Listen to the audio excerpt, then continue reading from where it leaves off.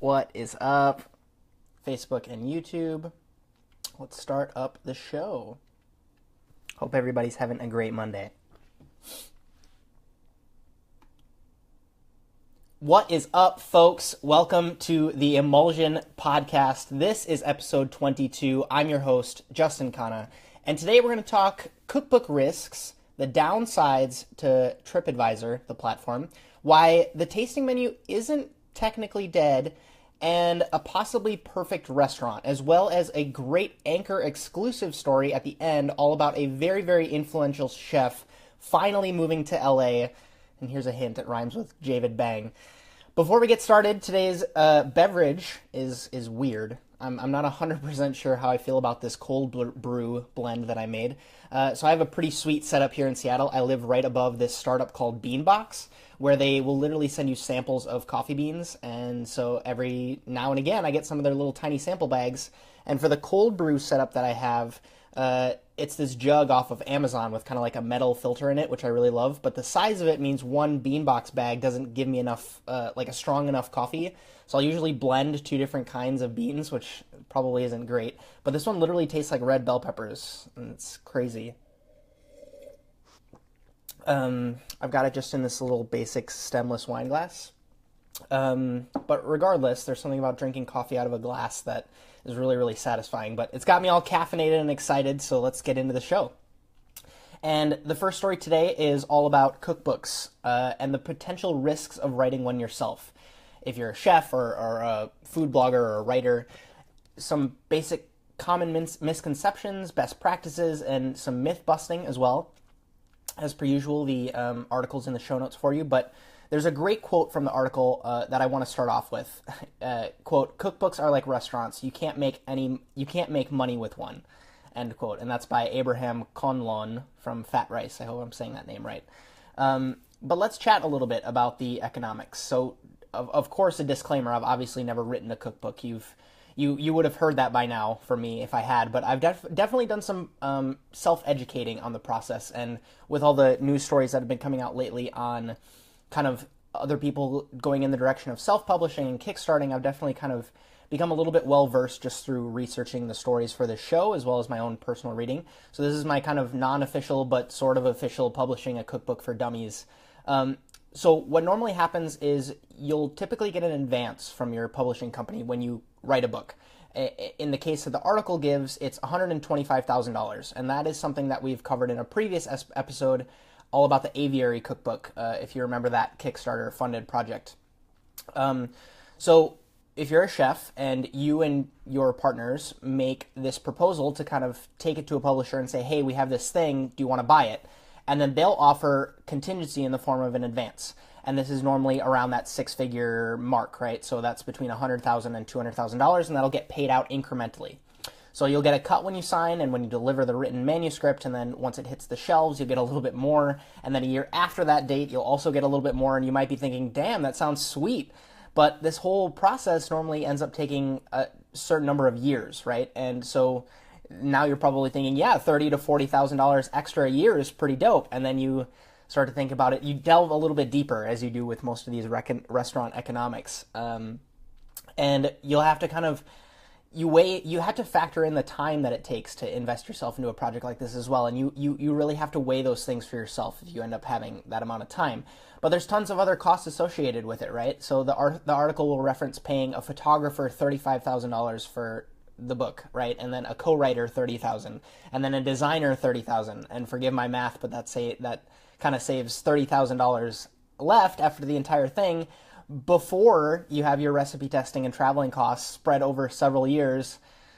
Nope, I'm out. I don't want that. But Alex Stupak, who's the chef of Emulsion, came out with a book called Tacos, and it apparently profited just over $10K after taxes from that book. And those are like some real hard numbers that he's giving. He even did some chef hacks with that whole entire project, like using the restaurants that he already has as more or less like shooting studios for dishes. And then he would also ask his cooks to do recipe testing. So he tried to save costs as much as he could and still only profited $10,000. But another huge problem, and one of the multitude of reasons that the Alinea Group no doubt decided to do it all in-house, is that the publishers only partially assist in promotion for it as well. And that will kind of include very vague help with book tour expenses. So Chef Conlon from that quote before says 10 Speed told him there isn't a budget, but don't spend too much money on his own book tour, and they only apparently reimbursed him $7,500 in expenses, which no doubt adds up pretty fast when you're touring around the country or sometimes the world. So now we look to these kind of self-publishing successes, right? There's obviously the Aviary book that was in, they wanted $50,000 and they generated over $420,000. Granted, they had that little celebrity push behind it. Chef Ackett's no doubt like a huge figure in that field, but what about the smaller guys? The article actually references a local Seattle chef, John Sundstrom, who is, I didn't know this actually, he self-published his book from his restaurant Lark. The book is titled the same, with decently moderate to, moderate success. He was searching for $40,000 from Kickstarter and then borrowed an additional $50,000 from the bank and then printed them here in Seattle within a year, which is apparently super fast compared to the normal publisher 2-year turnaround time. And what stood out to me by this entire process of doing it yourself and doing it almost like bootstrapped is the costs associated, right? So this blew my mind. $18 is what it cost him to make one book. And that's where it kind of like flipped itself on its head for me, right? So the publisher can apparently make it for between $3 and $6. So when you take that cost of $18, which is between 6 and 3 times as much, it makes sense now why that book costs $50 off the shelf. And you can see why it could have been theoretically lucrative, but then it ends up not being so nice when you factor in all the costs. Like if almost 50% of your cost goes into actually making a physical copy of the book, and then you have to pay all your other people, it's another one of those frustrating restaurant/chef business models that just has me kind of scratching my head. Figuring out ways to do it a little bit more I don't want to say intelligently as if these people aren't intelligent. I just know that there's room for disruption. There's room for disruption, and in the way that Kickstarter has successfully funded these other projects that we've talked about here, I'm optimistic about it. And trying to do it in a very 2017, 2018, 2020 kind of mindset is only positive, and we've seen that happen. You just need to kind of be forward thinking in that way. And now is more or less also where we kind of get into rant territory, and that's the why. That at the very, very end of the article, the author references, so why would you open it? Why would you think of publishing a cookbook? And they quote, "Of course, publicity is one of the main reasons why chefs write cookbooks in the first place. If you think about it as a business, then it sucks." And this is coming from Alex Stupek. "I honestly wasn't thinking of it as a business. I was just thinking of it as a brand building exercise. Every now and again on Instagram, it's cool to see someone cooking at home out of your book.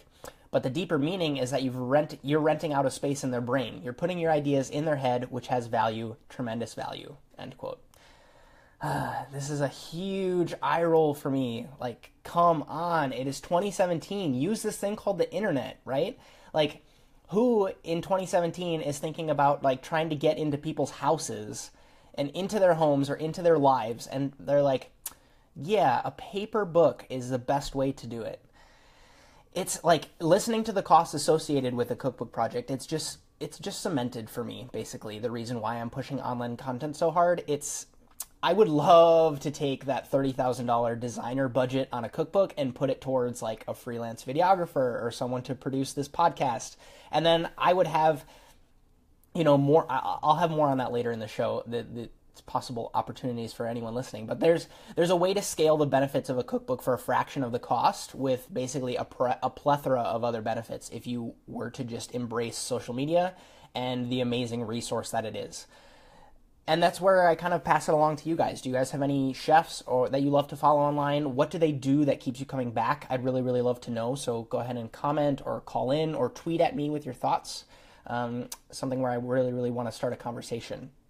Next up is a story from The Guardian that we rarely use The Guardian, but then now and again they're very, very good at taking the occasional piece and making it viral.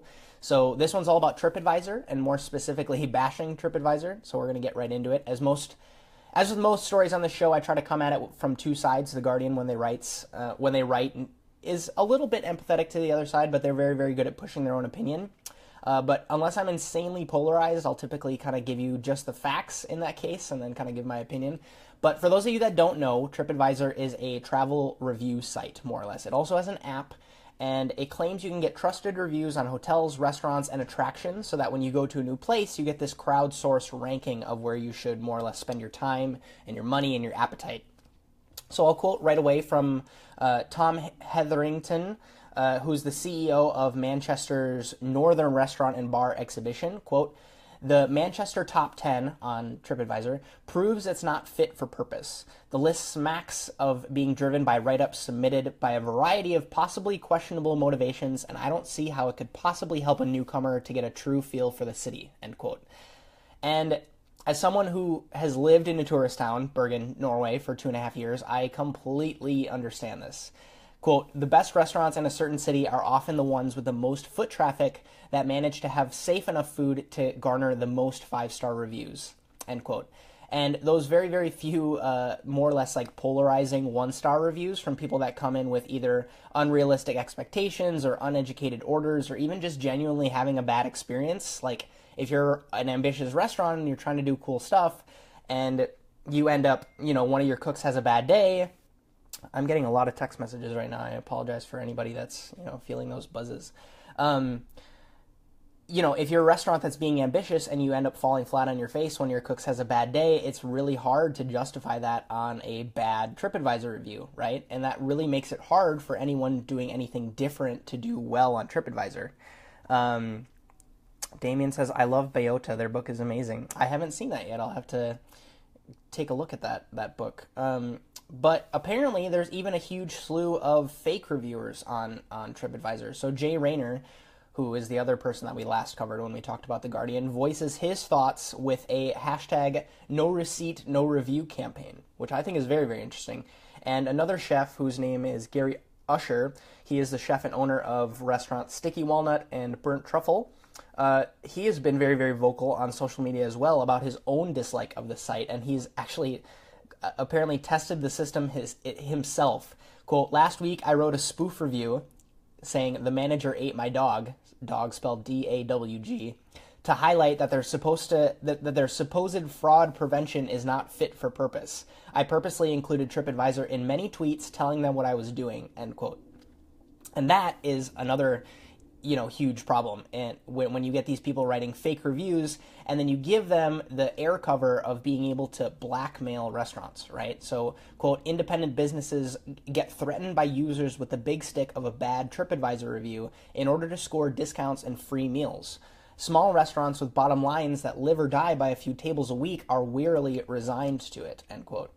And this does two things for me. It creates another completely unproductive situation for both parties involved, the guest and the restaurant. It's just a huge waste of time for both ends. And it also more or less dilutes the reputability of the platform, right? So we in Norway, we would have threats like this. And don't worry, I'm here to kind of offer a solution. And this is something that worked very, very well for us, and that is to ask questions of these guests, the ones that are threatening to blackmail you. Don't go on defense. Basically, switch to the offensive and start to ask names, right? What's their name? When they came in, ask them to kind of describe their server so you can get a feel for like who on your team was taking care of them, what they ordered, and possibly, kind of hint at a silver lining for discounts or free food at the end. So they will kind of like keep giving you information. And then, sometimes people just want to be heard. And then once you hear all their problems, then, that solves a lot of those ailments. But regardless, if they do decide to write a bad review, then you basically have all your ammunition for an accurate rebuttal kind of at your disposal from the source, right? Like the person who had the bad review told you exactly what their problems were.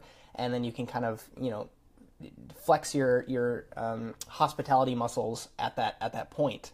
But the article makes another really, really good point. Quote, "I'm not against the idea of a source of unbiased, fact-checked, and crowdsourced wisdom, but TripAdvisor ain't that.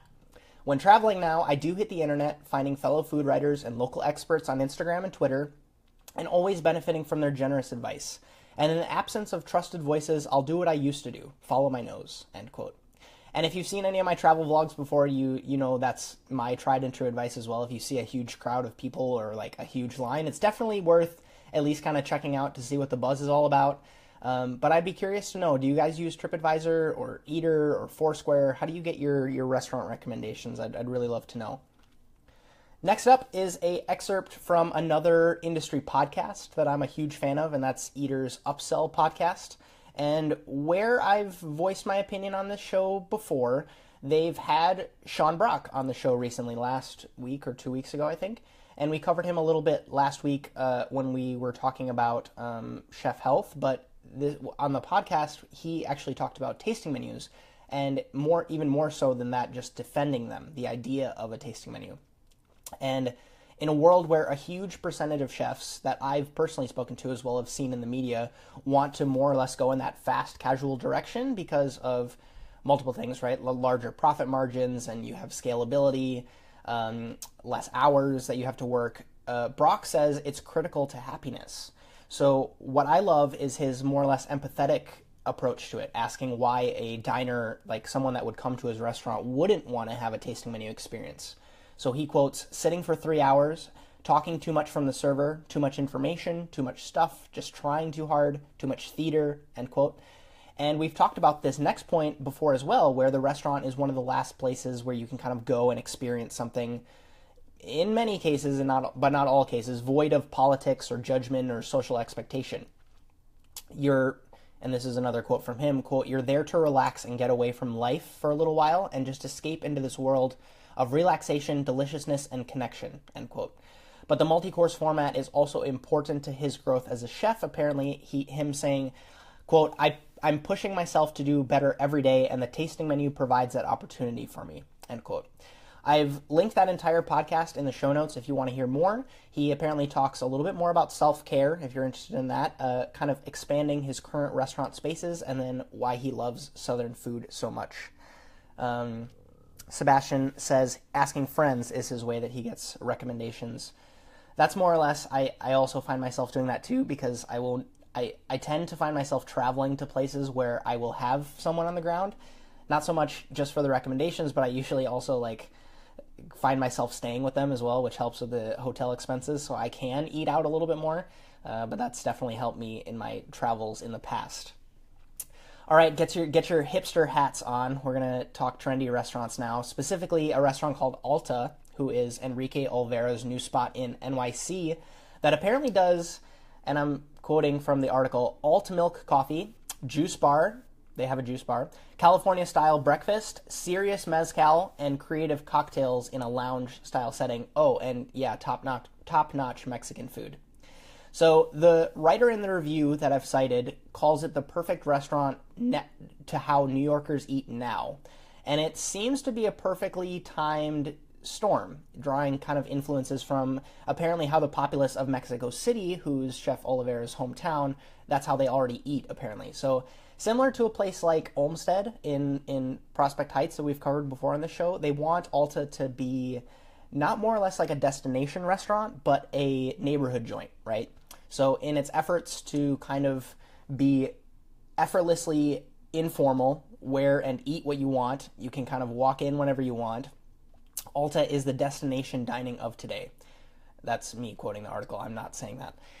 I don't really know how I feel about that point, but there's some great photos in the review. Certainly a place I'd love to spend an afternoon in. But what I get out of it is the idea of creating a vibe and then serving people what they want, what they're asking for, right? Without being romantic about what you think they should be eating. We live in a world where people love avocado toast and diced tropical fruit, so serve them some avocado toast in a fruit bowl. There's this huge disconnect with some chefs about why they want, how they want to express themselves artistically or creatively, and then complaining about the bottom line at the end of the month, right? There's this great quote that the customer is never wrong if you want their money. And that kind of goes backwards to the story that we just talked about with tasting menus being kind of that place where the chef can kind of express themselves. But I'm also coming from a place as someone who doesn't have their own space, and I'm currently kind of obsessed with this very empathetic but creative approach to writing a menu, very similar to the Sean Brock piece. But Enrique Oliveira also has the luxury of having kind of a small empire of places where he can flex creatively at Cosme and then go casual at Alta. But what I'm a fan of is the clearly defined vibe and vision for becoming a neighborhood spot, right? So you know exactly what you're going to get when you come to Alta. You know exactly what you're going to get when you go to Cosme. And again, with these trends, I want to emphasize that they'll have to kind of conform and be flexible to change and shape as trends do. But I'm confident that he's more or less curated a team in a progressive city that can do just that. Question from Sebastian. I know continental breakfast and English breakfast, but what is California style breakfast? If I had to say California breakfast, it is probably that very, very fresh, usually Mexican inspired, has something about tacos involved, like breakfast tacos, breakfast burritos, some grain bowls are often used. I think depending on which area of California you're talking about, that also changes things. Grain bowls are huge in LA right now. Mexican food is also huge everywhere, but I think it's a very, very interesting point that they mentioned California-style breakfast in a New York-style environment. I just think it's what people in the U.S. want to eat right now. I'm a fan of omakase-style service, says Damien. I am as well. That's one of my favorite ways to serve people. The events that I have done have been very, very small because I also want to be able to make sure that I'm cooking for every single person that comes to eat with me. I've been in kitchens where, the chef is not cooking, but, he has a very, very specific vision for a dish, and then he has someone else executing it. I am at a point where I would much rather have my hands on the food itself and then, put people around me to do everything else. But that's just where I kind of stand with it. I hope I've answered both of your questions there. Quickly, a little quickie transition. Next story is, I want to close the book, hopefully, on a story that has become a trilogy on the Emulsion. We've covered it 3 times. So we've covered it when it was being built. We covered it last week when it opened, I guess, and the first reviews are coming out, and very similarly to how I predicted, the reviews aren't great, and that's from Vespertine in LA. And I'll quickly just quote a few expertly crafted one-liners here. Quote, intentionally joyless. Quote, Khan strains to impress his black belt foodie audience. Quote, end quote. Quote, the old gentleman's agreement to wait to review a restaurant benefits chefs and their investors. It doesn't benefit diners. In the age of the internet, it's time for that to change. I need a frickin' air horn button for this show. I literally said this last week. You heard it here. You heard it here, folks. You heard it here first. And that is frustrating for me. But regardless, a huge takeaway from this, first reviewer's perspective is the idea that Khan says that the experience is a work in progress, but then the critic is very adamant about the price being full price. And this is super interesting. So in theory, a restaurant, especially when it first opens, is, at least in my opinion, a work in progress for a long time. And I would, you can argue forever, like a work in progress forever. But it seems like a little bit of a cop-out and also a very honest point coming from Chef Khan, right? Where you kind of have someone coming in looking to review this new project of yours that's a collaboration between you and a ton of other creatives in his case. And it's so ambitious and so nebulous, it's not really clearly defined in any way, that you aren't even sure what it could be yet. But at the same time, on the flip side of the coin, you need to make money on it. So you're not going to tell people it's still evolving and then charge less. But when the critic says, so if it's not operating at full cylinders, why is it still just under $1,000 for 2 people to come eat? And what does that look like to your price when you are up and running? And that was very, very interesting to me. I'd really, really love your thoughts on that one as well, because I feel for both sides, right? My wallet says ouch, but my creative mind says, like, why not? I'll totally pay to be inspired by like a huge project that's very, very ambitious. It's very, very interesting. So last up is going to be our Anchor exclusive story. If you aren't on that platform yet, go ahead and make sure you follow me there. I've made that super easy for you. There's a link in the show notes for your convenience, number one. Number two, I also post my Anchor broadcast to my Twitter. So if you're following me there, go ahead and check that out. But also, if you go ahead and download the app and search Justin Khanna, I'll pop right up and you can see this week's Anchor exclusive story. And that's all about another LA restaurant, so I definitely hope to see you there. Damien says, it's way too early for a review like that. Yes and no. If you kind of cater to that, there's a very, very specific niche of chefs that cater to the food writing, food blogging, high-profile chef community. And with this project, especially what the reviewer said, where he's kind of catering to the black belt foodie audience, they a lot of times get their sources of information from these writers, these bloggers, these critics, and if they don't say it, someone else will. And I would much rather hear it from a critic's perspective rather than some, because in an ideal world, the chef puts out enough content about themselves so that you know exactly what they're doing, you know what their story is, you know what they're up to, and you know why they do what they do. In a horrible place, you get something like TripAdvisor, where it's 100% crowdsourced and people can say whatever they want, sometimes for their own personal benefit. There's this weird gray area in there where you get people who have eaten enough out to form an educated opinion, and those are the people that I would like to trust. And then there's one rung below from that where it's sometimes friends of the chef that will come in and eat, and they have more or less biases towards helping the chef out or writing good stuff or taking nice high quality photos. That is also a little bit biased in that way, and that sets the average Joe up for failure, at least in my opinion.